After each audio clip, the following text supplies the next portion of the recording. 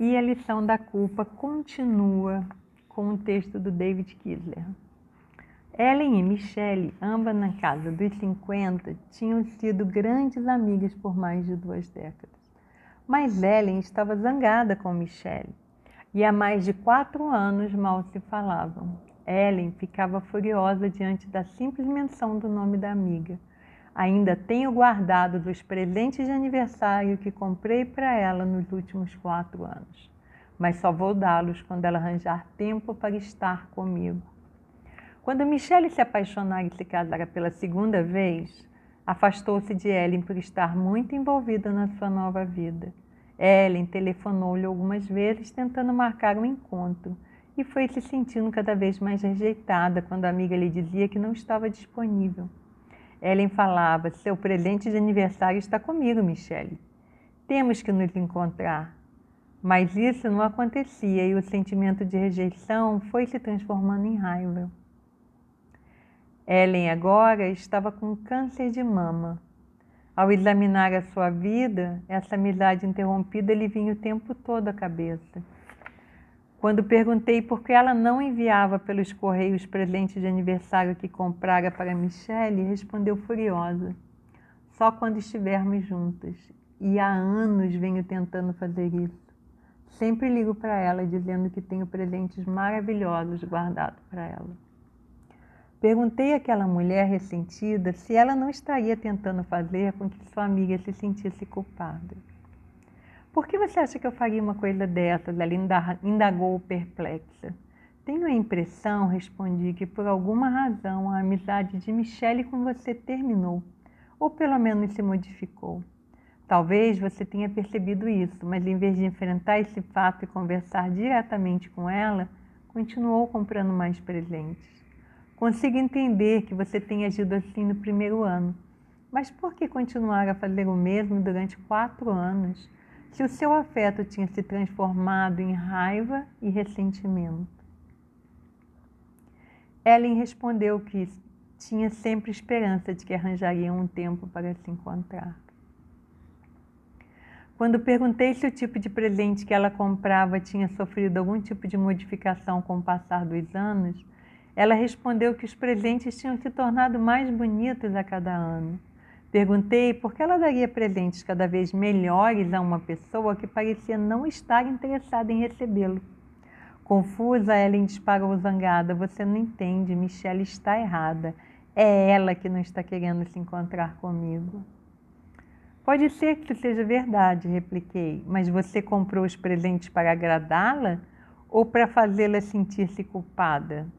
O que é que você imaginava que Michelle ia sentir quando abrisse os embrulhos? Ellen baixou os olhos, finalmente admitindo bem baixinho: eu queria que ela se sentisse culpada por não se encontrar comigo. Então você percebe que quando falava com Michelle, você transmitia mais raiva e ressentimento do que afeto? Você acha que ela não se dava conta disso? Talvez seja por esse motivo que ela não quer se encontrar com você. Você não está oferecendo a ela sua amizade. A intenção desses presentes é provocar culpa.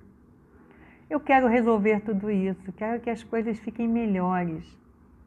Se você quer se sentir melhor, precisa abandonar a culpa que tem e a culpa que transmite. Você agora está se sentindo culpada por estar tentando fazer com que sua amiga se sinta culpada. Vou pensar no assunto. Algumas semanas depois, Ellen telefonou uma última vez para Michelle e, em vez de dizer tenho presentes para você, ela se desculpou. Michelle disse que de fato vinha se sentindo manipulada por aqueles presentes. As duas voltaram a conversar com sinceridade, abrindo o coração, e estão se esforçando para reconstruir o relacionamento.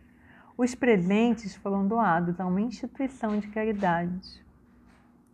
A culpa nos liga às nossas partes mais sombrias. Ela é uma conexão com a nossa fraqueza, vergonha e incapacidade de perdoar.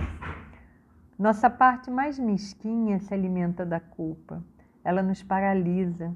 Quando nos sentimos culpados, o nosso espírito fica diminuído e nossos pensamentos mais desprezíveis se mantêm no controle. Depois de algum tempo, nos sentimos envergonhados. A solução para resolver isso é fazer o que fez Ellen: abrir o coração, pedir desculpas e agir para reparar algum dano causado. A vergonha e a culpa estão profundamente relacionadas. A vergonha provém de antigas culpas, enquanto a culpa diz respeito ao que fizemos. A vergonha tem ligação com quem pensamos que somos, com a nossa identidade. A semelhança da culpa que a precede, a vergonha em geral se instala na infância, antes de sabermos quem somos. Ela começa a crescer antes de termos consciência de que somos responsáveis pelos nossos erros, que cometeremos muitos deles, mas que não somos os nossos erros. Quando as nossas necessidades entravam em conflito com aquilo que nossos pais nos impunham, achávamos que tínhamos feito alguma coisa errada. Começávamos a acreditar que éramos errados. Como não tínhamos consciência, enterramos a nossa dor, a nossa raiva e o nosso ressentimento. Tudo isso faz com que na idade adulta nos sintamos mal com relação a nós mesmos, sem saber exatamente por quê. Aos 15 anos, Ellen ficou grávida. Sua família nunca esperou que algo assim acontecesse, até porque nunca tinham conversado com ela a respeito dos chamados fatos da vida. Quando Ellen não conseguiu mais esconder o seu estado, ela contou aos pais o que tinha acontecido. Tomada pela culpa e pela vergonha, a família de Ellen mandou-a ter o filho longe de casa e entregá-lo para adoção. Ellen recusou-se a ser anestesiada durante o parto, pois queria ver bem o filho. Ela pôde ver, mas não segurar sua preciosa filhinha antes que a levassem embora. Hoje, passados mais de 50 anos, o coração de Ellen está fraco e ela se sente debilitada. Chegou a hora de colocar um fecho na vida, disse ela. Eu aceito do jeito que foi, exceto no caso da minha primeira filha. Sei que preciso me perdoar por ter desistido dela. Eu era uma criança quando tudo aconteceu, não compreendi as consequências das minhas ações, mas consigo perceber que essa vergonha esteve sempre presente durante a minha vida inteira. Pensei muito na minha filha, eu me sentia incompleta e provavelmente tarde demais para encontrá-la. E talvez essa seja uma atitude egoísta da minha parte, pois ela talvez nem saiba que foi adotada. Embora eu fosse jovem e na época não tivesse alternativa, quero deixar esse mundo sentindo que fiz alguma coisa para superar a minha vergonha. Por isso escrevi uma carta para minha filha. Quando você ler essas linhas, provavelmente já terei partido. Embora a minha vida tenha sido satisfatória, você sempre fez falta nela. Passei grande parte da vida sentindo-me culpada. Eu podia ter resolvido as coisas mais cedo. Não sei se conseguiria encontrar você, mas poderia ter facilitado o caminho para que você me encontrasse se quisesse. Agora que a vida está terminando para mim, ainda tenho uma coisa a fazer, que é deixar para você essa mensagem. Se você conseguir encontrar uma maneira de viver plenamente a sua vida, por mais injusta que ela possa ser, você a encerrará com um verdadeiro sentimento do seu valor. Eu sei que é difícil fazer isso. Enfrentei a injustiça cedo na vida, mas você enfrentou no momento do seu nascimento. Apesar disso, tenho certeza de que você pode encontrar seu próprio valor. Não estou falando de perfeição, mas de valor. Eu precisava lhe dizer que você foi desejada e eu jamais quis abandoná-la. De uma certa maneira, eu nunca a deixei. Espero que você tenha uma vida boa, repleta de significado. Caso exista um céu, eu vou olhar por você e protegê-la de uma maneira que nunca pude fazer durante a vida. Meu mais profundo desejo é que quando a sua hora chegar, eu possa ir ao seu encontro. A família de Ellen encontrou a carta ao arrumar o seu quarto depois que ela morreu. Sua história foi transmitida em uma estação de rádio local para que a carta pudesse chegar à destinatária. Alguns meses depois, uma mulher se apresentou para verificar se poderia ser a filha de Ellen. Após alguma investigação, foi confirmado que ela era a filha.